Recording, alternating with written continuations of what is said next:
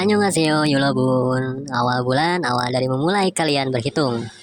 Berapa yang harus buat cicilan dan berapa yang buat hidup sampai ke akhir bulan lagi. Intinya, seberapapun yang kita dapat, semoga menjadi berkah. Dan pastiin sebelum kalian lanjut videonya, jangan di skip-skip dan jangan lupa di subscribe. Langsung aja kita ke alur ceritanya, ini dia.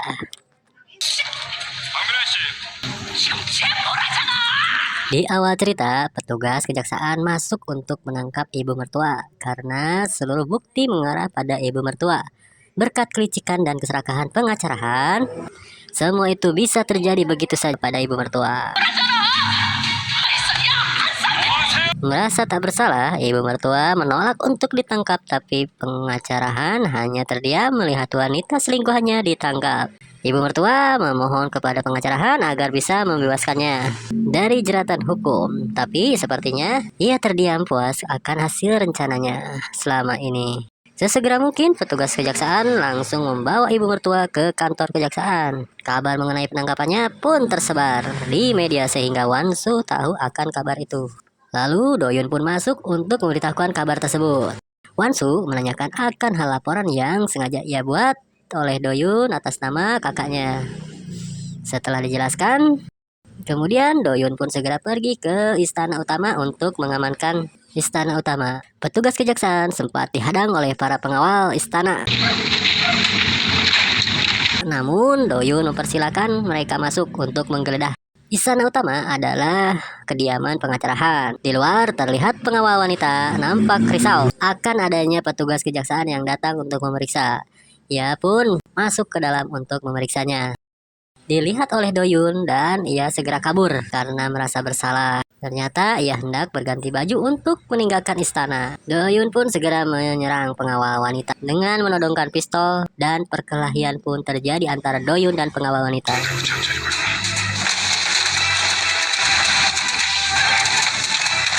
Ia pun sempat lari ke sana kemari, lalu keluar, lalu dikejar lagi oleh Doyun. Karena luka tusukan yang belum sempat pulih, maka ia dapat dengan mudah dikalahkan oleh Doyun. Amarah Doyun memuncak saat teringat pembunuh temannya ada di hadapannya. Lalu ia pun menghajar habis-habisan pengawal wanita hingga tak berdaya.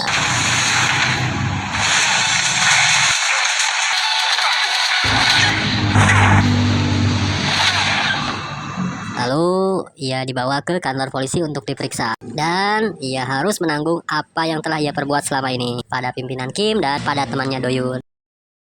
Lalu Doyun segera mengejar pengacarahan ke dalam rumah dan menegaskan bahwa sekarang giliran kau yang akan diadili. Dengan bukti yang kami punya, kau pun tidak akan bisa lolos dari jeratan hukum. Karena tidak tahu berangkasnya disimpan flashdisk oleh Doyun, sikap pengacarahan tenang-tenang aja. Padahal kemarin malam Doyun masuk ke rumahnya untuk menaruh flashdisk di berangkasnya. Ia pun meremehkan sikap dan tindakan Doyun yang sia-sia karena ketidaktahuannya. Setelah beberapa adu cekcok, pengacarahan pun pergi menuju taman yang berada di belakang rumah. Ia menggali sesuatu. Namun apa yang ia gali kita tidak tahu, kita lihat aja. Ternyata ia menggali sebuah kotak yang di dalamnya berisi emas batangan, guys. Emas batangan itu adalah bukti nyata dari pembunuhan pimpinan Kim yang disembunyikan oleh pengacarahan karena Yongmin pelakunya adalah anak kandung dari pengacarahan. Setelah ia mendapati emas batangan itu, ia langsung pergi menuju penjara ibu mertua yang tak lain adalah selingkuhannya dulu. Setelah sampai di penjara, pengacarahan menghampiri ibu mertua.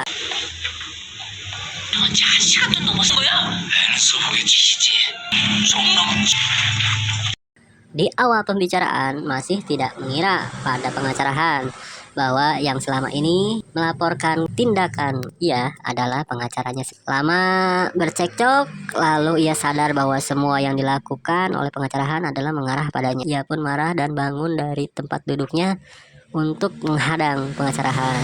Tapi tenaga pengacarahan lebih kuat dari ibu mertua sehingga ibu mertua pun kalah tenaga.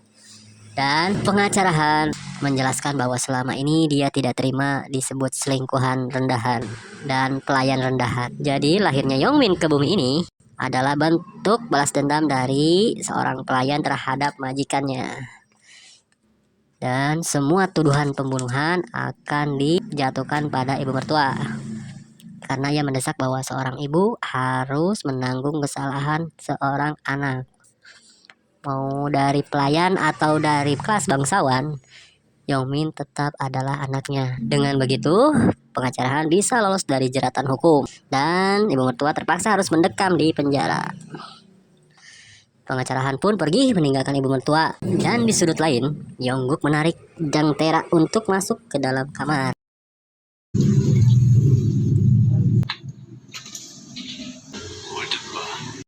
Jang Tera pun kaget setelah Yongguk membuka berangkas besi yang isinya uang dan emas. Lalu Yongguk menjelaskan uang ini sebagai tanda perpisahan kita. Yongguk rela mengeluarkan uang sebesar itu karena untuk mengejar cintanya kembali pada Wansu, meskipun Wansu tidak mencintainya. Lalu apa yang dikatakan Jang Tera? 원수를 그렇게 사랑해? 나한테 1,000억을 줘도 아깝지 않을 만큼? 너 사랑 안 해. 알아. 그런데도